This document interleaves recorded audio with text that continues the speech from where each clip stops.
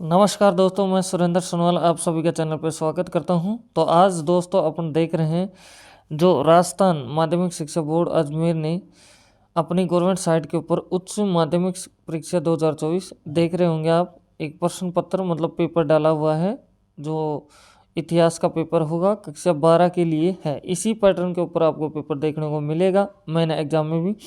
तो इसका पूरा सोल्यूशन मैं वीडियो में बताने वाला हूं, तो वीडियो में आप बने रहें। तो देख सकते हैं आप यहाँ से 3 घंटे 15 मिनट का टाइमिंग मिलेगा। 80 नंबर का आपका पेपर होने वाला है। तो सबसे पहले यहाँ से आप एक चीज़ और देख सकते हैं कि ये हिंदी मीडियम और इंग्लिश मीडियम दोनों बच्चों के लिए है। ये हिंदी में लिख रखा है, ये इंग्लिश में लिख रखा है, ऐसे हर क्वेश्चन को बताया रखा है। तो सबसे पहले बात करेंगे सेक्शन ए की, जिसमें पहला क्वेश्चन है जिसमें रिक्त अपन को अवश्य दे रखे हैं। तो इन सभी को पढ़ना जरूरी है और बताना जरूरी है कि कौन सा यहाँ से ऑप्शन आएगा। तो पहला क्वेश्चन है, सिंधु सभ्यता का स्थल धौलीवारा निम्न में से किस राज्य में स्थित है? तो ये है गुजरात के अंदर। तो अब चलते हैं नेक्स्ट क्वेश्चन के अंदर, जिसमें दूसरा क्वेश्चन आपको दे रखा है कि प्रभावती गुप्त किसकी पुत्री थी? तो प्रभावती गुप्त किसकी पुत्री थी? तो ये थी चंद्रगुप्त द्वितीय की। ऐसे थर्ड क्वेश्चन है, पिता से पुत्र फिर पौत्र पर फिर आपके कोमा दे रखा है, परपौत्र को संपत्ति किस व्यवस्था के तहत मिलती है? तो ये मिलती है पितृवंशिकता से। ठीक है। अब चलो दोस्तों नेक्स्ट क्वेश्चन के ऊपर। तो चौथे क्वेश्चन में अपन लोग आ जाते हैं। तो चौथे क्वेश्चन में सबसे पहले दे रखा है कि निम्न में से किस शहर को इब्न बतूता ने भारत में सबसे बड़ा शहर बतलाया था? तो ये बतलाया था दिल्ली को। फिर आता है पांचवा क्वेश्चन, जिसमें बोला जा रहा है निजामुद्दीन औलिया के शिष्य कौन थे? तो निजामुद्दीन औलिया के शिष्य थे अमीर खुसरो। तो अब चलो दोस्तों नेक्स्ट क्वेश्चन पे, जो छठा क्वेश्चन आता है आपके सामने, जिसमें आपको दे रखा है क्या कि विष्णु के उपासक निम्न में से कौन थे? तो विष्णु के उपासक कौन थे? तो ये थे अलवार। सातवां क्वेश्चन है, विजयनगर साम्राज्य की स्थापना किसने की थी? तो ये की थी हरिहर व बुक्का ने की थी। हरिहर व बुक्का ने की थी। तो अब चलो दोस्तों नेक्स्ट क्वेश्चन के ऊपर, जो आठवां क्वेश्चन आता है, जिसमें आपको दे रखा है यवन राज स्थापनाचार्य की उपाधि किसने धारण की थी? तो ये किसने धारण की थी? तो इसका आंसर अपने पास में आएगा जो है कृष्ण देव राय। अब चलो दोस्तों नेक्स्ट क्वेश्चन पे। तो नेक्स्ट में अपने पास आ जाता है नौवां क्वेश्चन, जिसमें आपको दे रखा है किस मुगल शासक ने तंबाकू पर पाबंदी लगा दी थी? तो ये लगाई थी जहांगीर ने। 10वां क्वेश्चन है, शाहमल की मृत्यु कब हुई? तो शाहमल की मृत्यु कब हुई थी? तो इसका आंसर होगा 1857 के अंदर हो गई थी।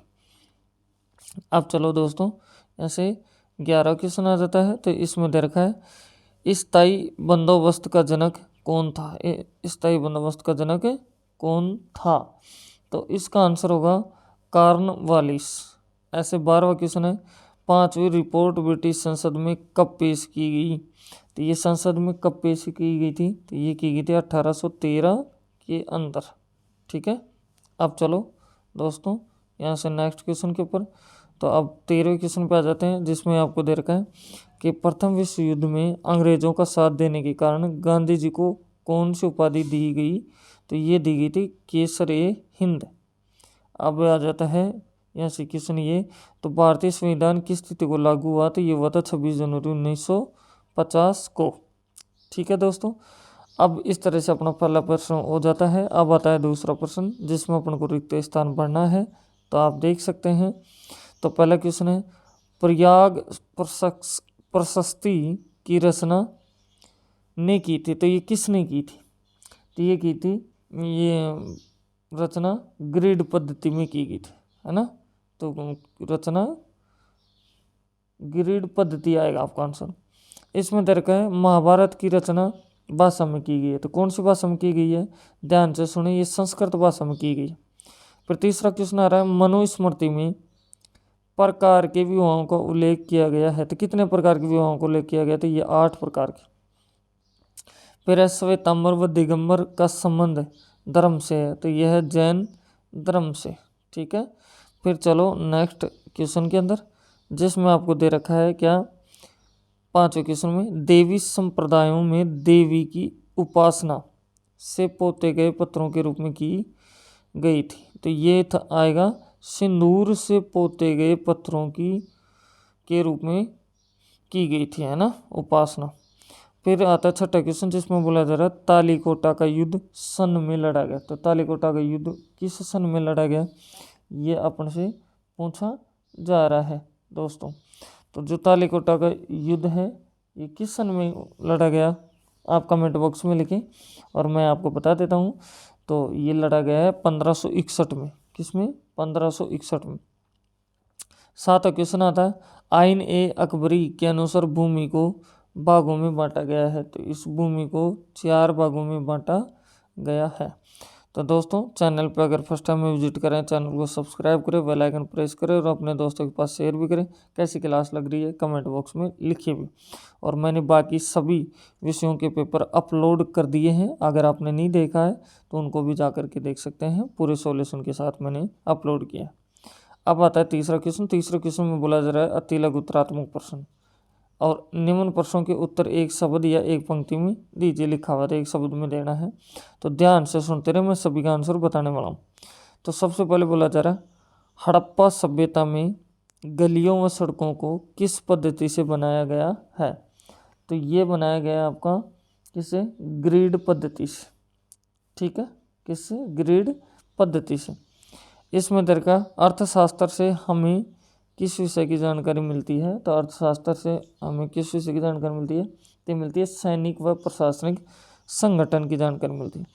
तीसरा क्वेश्चन है बहिर्विवाह पद्धति किसे कहा जाता है। तो इसका आंसर आएगा अपने गोत्र से बाहर विवाह करना। फिर नेक्स्ट में है इसमें किस वंश में मातृसत्तात्मक समाज की व्यवस्था थी। तो चौथा क्वेश्चन का होगा सातवाहन वंश। आपका क्या हो जाएगा? आंसर हो जाएगा। फिर नेक्स्ट में दिया जा रहा है यहाँ से पांचवा क्वेश्चन, जिसमें दे रखा है स्त्री धन से क्या तात्पर्य है। तो स्त्री धन से क्या तात्पर्य है, तो इसका आंसर सुनो ध्यान से।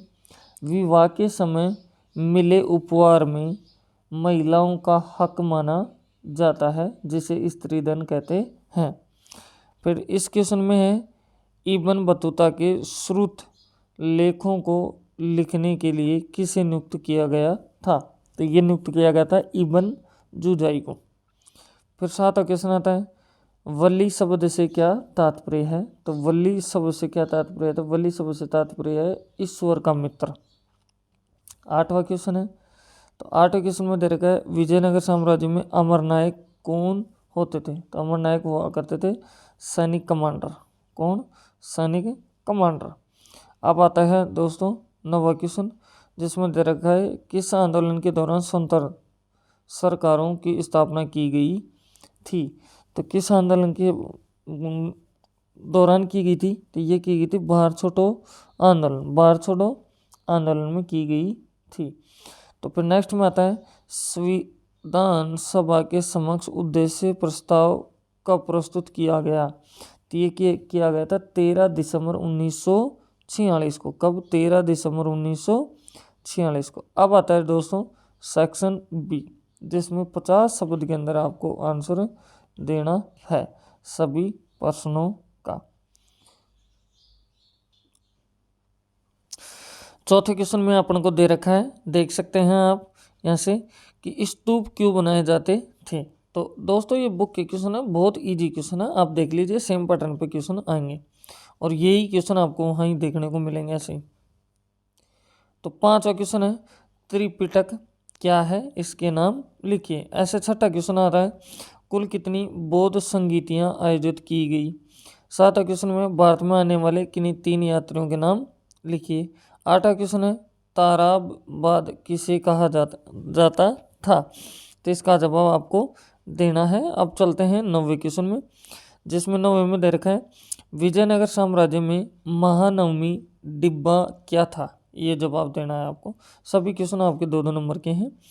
तो 10वें क्वेश्चन में जिन्स एक कामिल से आप क्या समझते हैं। 11 क्वेश्चन है मुगल कालीन कृषि के तरीकों तथा वर्तमान कृषि के तरीकों में आप क्या समानताएं और तथा भिन्नताएं देखते हैं, इस बात को लिखना है। 12 क्वेश्चन में दामिन एकोय क्या था, इसका जवाब देना है। तो अब चलते हैं दोस्तों नेक्स्ट क्वेश्चन में। तो 13वां क्वेश्चन जो आ रहा है उसमें दे रखा है कि रैयतवाड़ी व्यवस्था किसे कहा जाता था। ऐसे 14 क्वेश्चन। 1857 ईस्वी के विद्रोह का तात्कालिक कारण क्या था।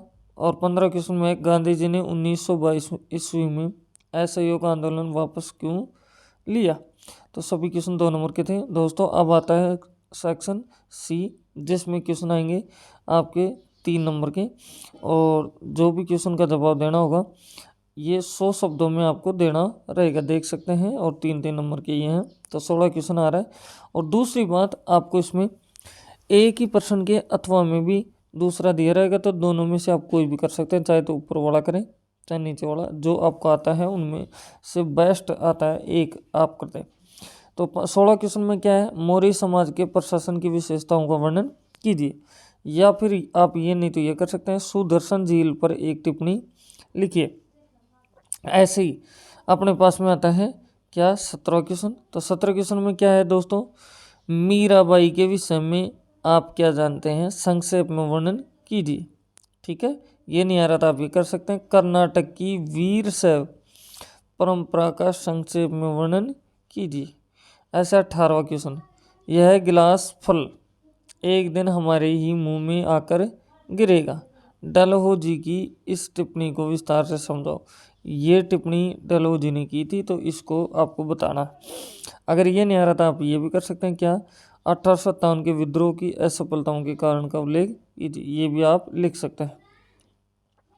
अब दोस्तों आता है अपने पास में 19वां क्वेश्चन, जिसमें आपको दे रखा है निम्न पर संक्षिप्त टिप्पणी लिखिए। तो 2 इनके ऊपर लिखनी है। तो पहला तो दे रखा है सविनय अवज्ञा आंदोलन और रोलेट एक्ट। ये नहीं आ रहा था आप ये कर सकते हैं क्या, बाढ़ छोड़ो आंदोलन और खिलाफत आंदोलन, है ना। अगर नीचे वाले करें तो इन्हीं को करें दोनों को, और ऊपर वाले करें तो इन्हीं को करें। ठीक है, ऐसे नहीं कि एक ही आ रहा है आपको और एक ही आ रहा है ये करते हैं, नहीं, ऐसे ही करना है। इसके बाद में आता है सेक्शन डी, और सेक्शन डी में 250 प्रश्नों शब्द के अंदर आपको उत्तर देना है, और 4 नंबर के प्रश्न आपको देखने को मिलेंगे दोस्तों। तो अब चलो इसको भी अपन पढ़ लेते हैं। तो सबसे पहले आपको दिया जा रहा है क्या इसमें, कि सिंधु घाटी के निवासियों के धार्मिक विश्वासों एवं रीति रिवाजों की प्रमुख विशेषताओं का विवेचन कीजिए। ऐसे ही ये सिंधु घाटी सभ्यता की प्रमुख विशेषताओं की विवेचना कीजिए। 21वां क्वेश्चन है, संविधान सभा के कुछ सदस्यों ने एक मजबूत केंद्र सरकार की आवश्यकता पर बल क्यों दिया। तो इसका जवाब आपको देना है। अगर ये नहीं आ रहा तो इसके अथवा का देख लो, ये भी आप कर सकते हैं। संविधान सभा ने भाषा के विवाद को किस प्रकार हल किया, व्याख्या कीजिए। ठीक है, अब दोस्तों आता है आपके पास में लास्ट क्वेश्चन, जिसके अंदर आपको मानचित्र में इन स्थानों को अंकित करना है। तो हाँ, इसके अथवा में भी 5 दे रखे हैं और ऊपर भी 5 दे रखे हैं स्थान, इनको भरना है। तो इसमें तरह चोरी चौरा, अमरावती, मैसूर, बीजापुर और अवध, ये आपको 5 भरने हैं दोस्तों। अगर मानचित्र नहीं बनना आता है तो मैं आपके लिए मानचित्र की क्लास बहुत जल्दी लेके आने वाला हूँ, तो उसको देखें। आपके लिए विश्व को मानचित्र को भरने के भी आपको मैं समझा दूंगा, और आपके भारत के मानचित्र को भी भरना सिखा दूंगा। तो अब नेक्स्ट में इसका था हमें क्या है, भारत के रेखा मानचित्र में निम्नलिखित ऐतिहासिक स्थलों को अंकित कीजिए। तो इसमें क्या है, सूरत, ग्वालियर, गोवा, सारनाथ, नागपुर। ठीक है दोस्तों, इस तरह से अपन कर सकते हैं। तो आपने देखा ये अपना पूरा पेपर कंप्लीट हो जाता है, आपके सामने था, इसी पैटर्न पे आएगा। तो अगर चैनल फर्स्ट टाइम में विजिट करें तो प्लीज़ चैनल को सब्सक्राइब करें और बेल आइकन अपना दबाएं, और कैसी क्लास लगी है कमेंट बॉक्स में लिखें दोस्तों। तो फिर मिलते हैं एक नेक्स्ट वीडियो के बाद। Thank you, best of luck.